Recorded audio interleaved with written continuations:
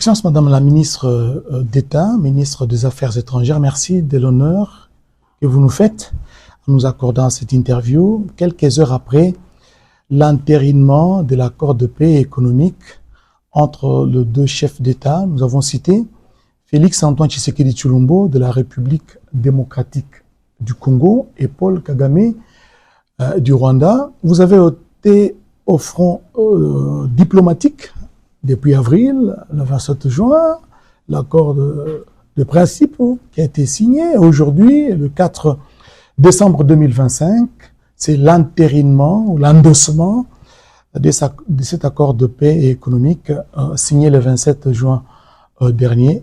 Avez-vous les sentiments ou le ressenti d'un devoir accompli?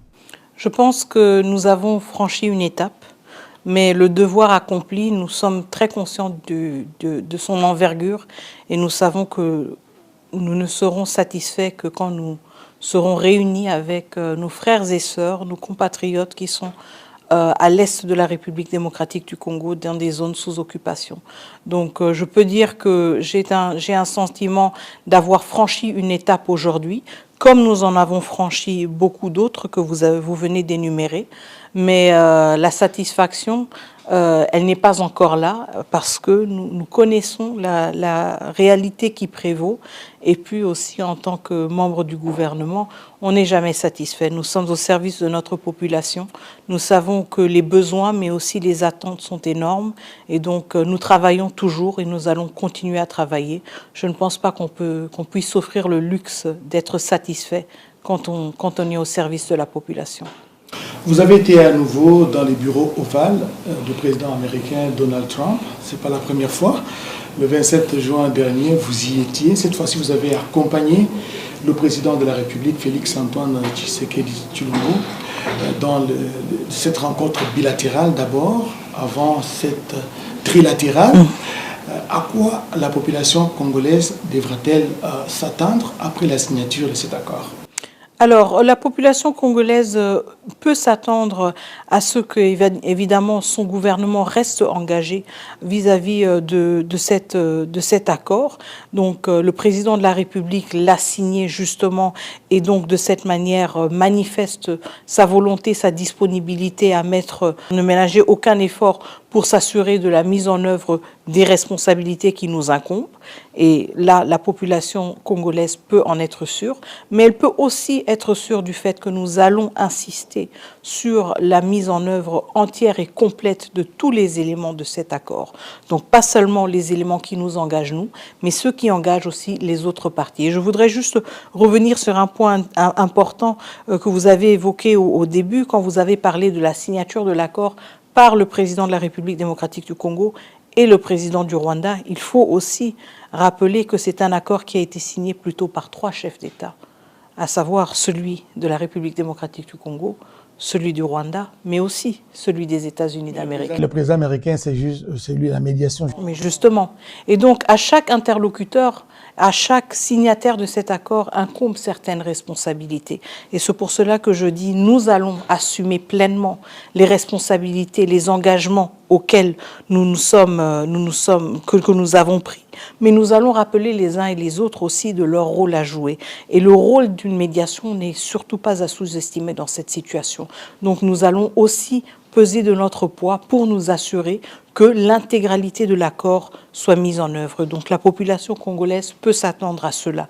Qu'est-ce que cela veut dire concrètement? Cela veut dire que nous allons aussi insister justement sur le cessez-le-feu. Et je pense que ça, c'est une attente tout à fait légitime de notre population. Nous allons insister sur la mise en œuvre concomitante du CONOPS, ça veut dire nos efforts pour neutraliser les FDLR, mais aussi de manière simultanée le retrait des troupes rwandaises. C'est à cela qu'on peut s'attendre. Évidemment, je ne veux pas entrer dans tous les détails, si vous voulez, de l'accord, mais je pense que ce sont les éléments les plus saillants qui vont évidemment dominer aussi nos démarches et nos efforts pour voir comment se traduire en action concrète cet accord. Et vous avez parlé justement de chaque partie prenante a ses responsabilités. Le président de la République démocratique du Congo, Félix Antoine Tshisekedi Tshilombo, a réitéré, il a redit sa volonté de respecter scrupuleusement, et j'ai aimé les mots qu'il a utilisés, avec beaucoup de sérieux, ses engagements. Mais de l'autre côté, le président Kagame, dans son speech, il a souligné que si cet accord ne réussissait pas, ce n'est pas de la faute de Donald Trump, mais plutôt de nous. Nous, ça veut dire lui, le président congolais.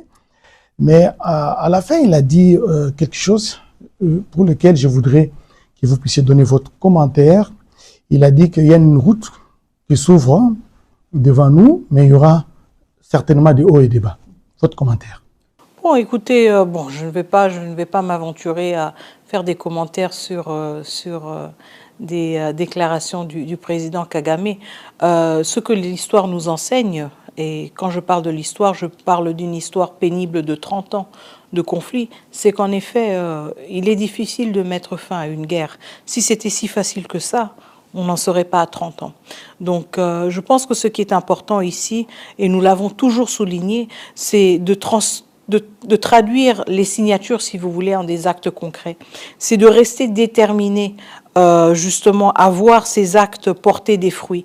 Et c'est aussi d'avoir cette détermination de dire que même quand on essuie un échec, on reste engagé vis-à-vis de l'objectif le plus large, si vous voulez, ou l'objectif global. Donc, pour nous, en tout cas, ce qui est important, c'est cette persévérance-là. Nous ne pouvons pas nous offrir le luxe, si vous voulez, de renoncer à la paix. Et je pense que cela a toujours caractérisé la posture du président Tshisekedi. Il faut quand même souligner que depuis qu'il est à la tête de la République démocratique du Congo, il n'a ménagé aucun effort pour justement mettre fin à l'instabilité, pour justement mettre fin au manque de cohésion régionale qui caractérise parfois la région des Grands Lacs. Nous avons vu notre président à Luanda, nous avons vu notre président au Qatar, nous voyons notre président ici à Washington, D.C. Et ce n'est pas un aveu de faiblesse. Ce n'est pas un aveu de faiblesse. En fait, c'est ce qui caractérise un homme justement qui est persuadé de l'importance d'avoir une paix durable, une paix sur toute l'étendue de notre territoire. L'une des faiblesses que certains analystes reprochent à cet accord qui a été entériné aujourd'hui, le texte ne dit pas expressis verbis ou ne donne pas des mécanismes de coercition, des contraintes en cas de non-application, de non-respect des engagements à deux parties. Comment cela va se passer si jamais on ne le souhaite pas, l'une des parties n'arrive pas à respecter ses engagements? Est-ce qu'il y a des contraintes, des garanties? Alors je pense que évidemment le souci d'avoir un accord avec un caractère le plus contraignant possible, c'était toujours une préoccupation portée par la République démocratique du Congo. Évidemment, on ne peut pas toujours s'attendre à ce que les uns et les autres aient le même sens, si vous voulez, de devoir.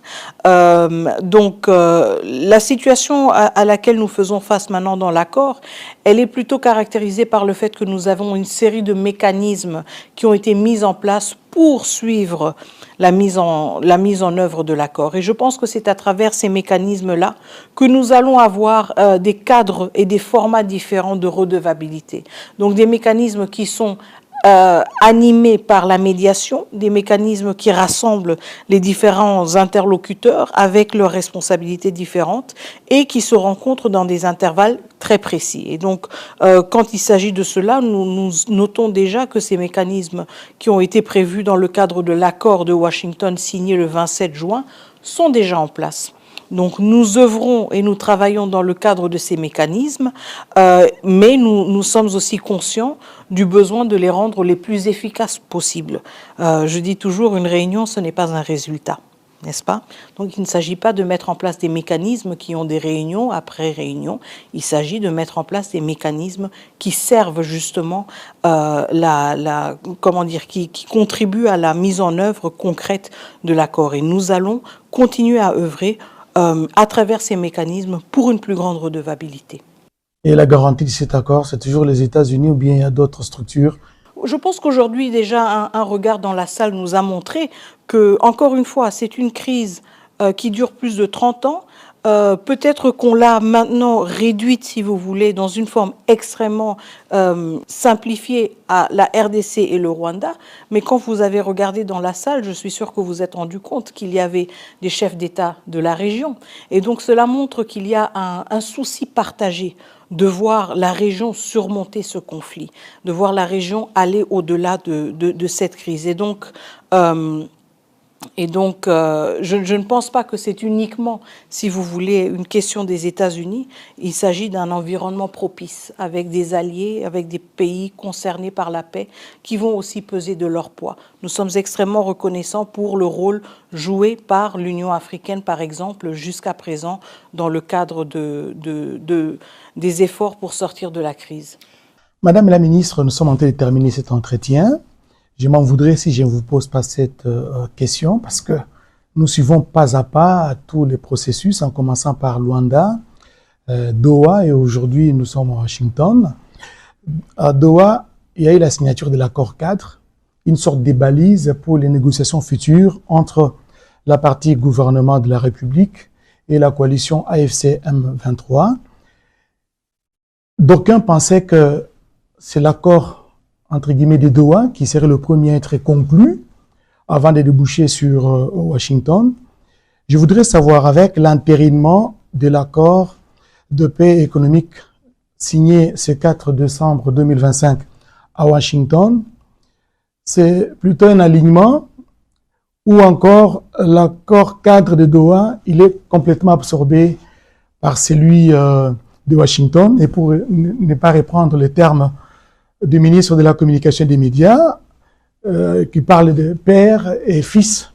Si le père accepte, il adopte, tout naturellement, le fils doit s'aligner. Alors, je pense en effet qu'il s'agit d'un alignement, une complémentarité entre deux instruments qui sont le fruit de deux processus parallèles, mais qui se renforcent mutuellement. Donc, moi, je voudrais insister sur le fait que, certes, les uns et les autres avaient peut-être l'attente que le processus de Doha soit parachevé avant celui de Washington. Je pense que ce qui est l'essentiel ici, est justement de voir ces deux processus atteindre leurs objectifs respectifs et justement voir comment les deux processus sont alignés les uns aux autres, et je pense que c'est le cas, et se complètent mutuellement. Les habitants des Goma, Bukavu, donc des zones occupées par la coalition AFC M23, qui bénéficie d'ailleurs du soutien du Rwanda, tous les rapports des Nations Unies, des experts des Nations Unies l'ont démontré clairement. Madame la ministre, il y a beaucoup d'attentes. Cet accord qui a été entériné aujourd'hui a suscité beaucoup d'attentes et d'espoir au sein de cette population. Est-ce que vous avez un message particulier à adresser à ces populations résilientes qui n'attendent que la réunification du pays, les retours de la paix dans la région et dans la partie orientale de la RDC? Vous avez dit un mot très important. Une population résiliente, et je pense que le premier message que nous avons, c'est un message d'un profond respect vis-à-vis de nos compatriotes qui vivent et traversent des moments extrêmement pénibles, mais qui le font avec dignité, avec courage et avec résilience. Donc tout d'abord, nous exprimons notre respect, nous exprimons aussi notre compassion, notre empathie pour toutes ces souffrances que ces populations sont en train de traverser, et ce, dans une situation où nous, en tant que gouvernement, voudrions être plus proches d'eux. Le troisième message, c'est que même si nous ne sommes pas physiquement à leur côté, nous les portons dans nos cœurs, nous les portons dans nos esprits tous les jours. Nous sommes aux côtés de la population de la population congolaise dans les zones occupées, et ceci est la première préoccupation de notre gouvernement. Nous ne ménageons aucun effort pour œuvrer vers une réunification rapide de notre territoire. Nous n'avons qu'un souhait, c'est d'être réunis avec nos frères et sœurs de l'Est. Et je vous dis que ce jour, chaque jour, nous nous en rapprochons de plus en plus. Nous sommes reconnaissants pour votre courage qui nous inspire, et nous allons continuer à œuvrer pour que ce jour vienne plus vite que possible. Madame la ministre d'État, ministre des Affaires étrangères, Thérèse Kaikwamba Wagner, nous vous disons sincèrement merci pour cette interview exclusive que vous avez daigné accorder à la radio-télévision nationale congolaise. Je sais que la matière est complexe. Je sais qu'à la prochaine occasion, nous parlerons peut-être du MOU, de ces mémorandums d'entente qui a été signé entre la RDC et les États-Unis sur le plan de la défense et la sécurité. Nous parlerons de cet accord stratégique. Il y a beaucoup de sujets à développer. Merci de cet entretien. Merci à vous aussi et bonne journée. Merci et à la prochaine. Merci.